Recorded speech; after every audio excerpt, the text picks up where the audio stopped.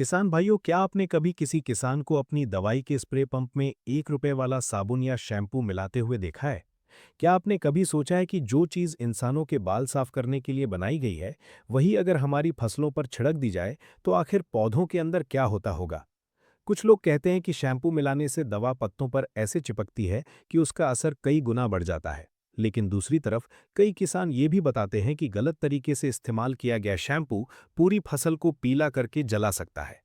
आखिर खेती में शैम्पू डालने की असली सच्चाई क्या है? क्या ये कोई गुप्त देसी तकनीक है या फिर धीरे-धीरे हमारी मिट्टी और फसल को नुकसान पहुंचाने वाला खतरनाक जुगाड़? शैम्पू का इस्तेमाल कब करना चाहिए, कितना करना चाहिए और किन चीज़ों के साथ इसे भूल कर भी नहीं मिलाना चाहिए? नमस्कार दोस्तों, आपका स्वागत है आपके अपने चैनल द फार्मिंग टिप्स की एक और बेहद गहरी, वैज्ञानिक और आंखें खोल देने वाली कृषि मास्टर क्लास में। आज की इस खास वीडियो में हम खेती में इस्तेमाल होने वाले शैम्पू का पूरा वैज्ञानिक विश्लेषण करेंगे। आज हम किसी अफवाह, किसी अधूरी जानकारी या इंटरनेट के झूठे जुगाड़ की बात नहीं करेंगे। आज हम बात करेंगे शुद्ध विज्ञान की। हम जानेंगे कि आखिर शैम्पू पानी में जाकर ऐसा क्या करता है कि किसान इसे दवाइयों के साथ मिलाने लगे। इसके असली फायदे क्या हैं, इसके छिपे हुए नुकसान क्या हैं। और वीडियो के अंत में हम आपको बिल्कुल साफ शब्दों में बताएंगे कि खेती में शैम्पू डालना समझदारी है या बहुत बड़ी गलती। इसलिए वीडियो को अंत तक जरूर देखें, क्योंकि आज की जानकारी आपकी हजारों रुपए की फसल को नुकसान से बचा सकती है। सबसे पहले समझते हैं कि आखिर शैम्पू पानी में जाकर काम कैसे करता है।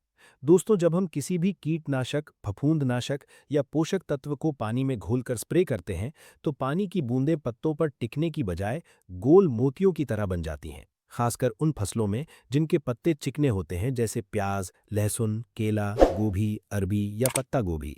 वहाँ पानी सीधे नीचे फिसल जाता है और हमारी महंगी दवा मिट्टी में गिरकर बर्बाद हो जाती है। विज्ञान की भाषा में पानी की इस ताकत को सरफेस टेंशन यानी पृष्ठ तनाव कहा जाता है। यही वो जगह है जहां शैम्पू की एंट्री होती है। शैम्पू के अंदर सरफेक्टेंट नाम के विशेष रसायन होते हैं। ये रसायन पानी के पृष्ठ तनाव को तोड़ देते हैं। जैसे ही पानी का तनाव टूटता है, स्प्रे की बूंदें गोल रहने की बजाय पूरे पत्ते पर फैल जाती हैं। अब दवा पत्ते पर चिपकती है और ज्यादा हिस्से को कवर करती है। इसी कारण कई किसान इसे सस्ते स्टिकर के रूप में इस्तेमाल करने लगे। कुछ किसान तो इसे नीम तेल या घर में बने जैविक घोल के साथ भी मिलाते हैं, ताकि तेल और पानी आपस में अच्छी तरह घुल जाए। अब बात करते हैं इसके फायदों की। पहला फायदा यह है कि यह बहुत सस्ता जुगाड़ माना जाता है। जहां बाजार के अच्छे कृषि स्टिकर महंगे मिलते हैं, वहीं 1 या 2 रुपए वाले शैम्पू पाउच से कई किसान काम चला लेते हैं। दूसरा फायदा यह है कि अगर आप नीम तेल, करंज तेल या कोई घरेलू जैविक कीटनाशक बना रहे हैं, तो शैम्पू तेल को पानी में मिलाने में मदद करता है। तीसरा फायदा ये बताया जाता है कि अगर फसल के पत्तों पर ज्यादा धूल या मिट्टी जम गई हो, तो हल्के शैम्पू वाले पानी से सफाई होने पर पत्ते ज्यादा साफ और चमकदार दिखने लगते हैं। लेकिन दोस्तों, अब आता है इस कहानी का सबसे खतरनाक हिस्सा, क्योंकि हर सस्ता जुगाड़ हमेशा सुरक्षित नहीं होता। आपको ये बात समझनी होगी कि शैम्पू खेती के लिए नहीं बनाया गया है। ये इंसानों के बाल साफ करने के लिए बनाया गया उत्पाद है। इसके अंदर कई तेज रसायन होते हैं, जैसे सोडियम लॉरेल सल्फेट, खुशबू वाले केमिकल, कृत्रिम रंग और कंडीशनर। यही चीजें पौधों के लिए खतरा बन सकती हैं। पौधों के पत्तों पर बहुत छोटे छोटे छेद होते हैं, जिन्हें स्टोमेटा कहा जाता है। इन्हीं छेदों से पौधा सांस लेता है और भोजन बनाता है। जब ज्यादा मात्रा में शैम्पू का स्प्रे किया जाता है, तो उसके अंदर मौजूद गाढ़े रसायन इन छेदों को बंद कर सकते हैं। इससे पौधे की प्राकृतिक प्रक्रिया प्रभावित होती है। पौधा कमजोर पड़ने लगता है, पत्ते पीले हो सकते हैं और कुछ मामलों में पत्तियों पर जलन के निशान भी आ सकते हैं। दूसरा बड़ा खतरा है रासायनिक रिएक्शन का। कई किसान भारी रासायनिक कीटनाशकों या फफूंदनाशकों में शैम्पू मिला देते हैं, लेकिन हर दवा का अपना रासायनिक संतुलन होता है। अगर शैम्पू के अंदर मौजूद रसायन दवा के साथ गलत प्रतिक्रिया कर जाएं, तो दवा का असर खत्म हो सकता है या फिर वो पौधों के लिए नुकसानदायक बन सकती है। कई बार पत्तियों के जलने, फूल झड़ने और नई कोमल पत्तियों के खराब होने की समस्या भी देखी गई है। अब सबसे बड़ा सवाल ये है कि अगर किसी किसान को मजबूरी में इसका इस्तेमाल करना पड़े, तो सही तरीका क्या है? दोस्तों, अगर आपके पास कृषि उपयोग वाला असली सिलिकॉन स्टिकर उपलब्ध नहीं है और आप केवल नीम तेल या कोई हल्का जैविक घोल स्प्रे कर रहे हैं, तभी बहुत सीमित मात्रा में इसका उपयोग किया जा सकता है।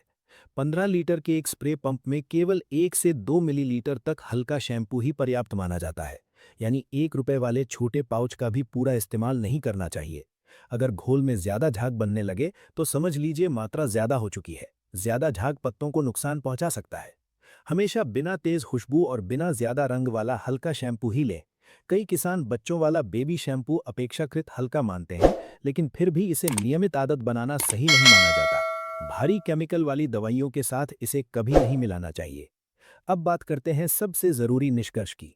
द फार्मिंग टिप्स चैनल की वैज्ञानिक रिसर्च और कृषि विशेषज्ञों की सलाह यही कहती है कि शैम्पू खेती का स्थायी समाधान नहीं है।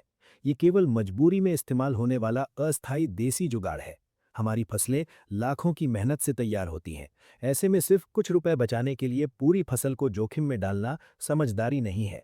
आज बाजार में खेती के लिए विशेष रूप से बनाए गए सिलिकॉन आधारित स्टिकर उपलब्ध है। ये दवा को पत्तों पर बेहतर तरीके से फैलाते हैं, पौधों को नुकसान नहीं पहुंचाते और दवाओं के साथ सुरक्षित रहते हैं। इसलिए अगर आप अपनी फसल को सुरक्षित रखना चाहते हैं, दवा का पूरा फायदा लेना चाहते हैं और लंबे समय तक मिट्टी तथा पौधों की सेहत बनाए रखना चाहते हैं, तो खेती में शैम्पू का इस्तेमाल केवल बहुत ज़रूरी स्थिति में ही करें। जहां तक संभव हो, हमेशा कृषि उपयोग के लिए बने असली स्टिकर का ही प्रयोग करें। द फार्मिंग टिप्स चैनल का हमेशा यही उद्देश्य रहता है कि हम किसानों तक सही, वैज्ञानिक और प्रामाणिक जानकारी पहुंचाएं, ताकि कोई भी किसान इंटरनेट पर फैल रही अधूरी जानकारियों और खतरनाक जुगाड़ों के कारण नुकसान न उठाए।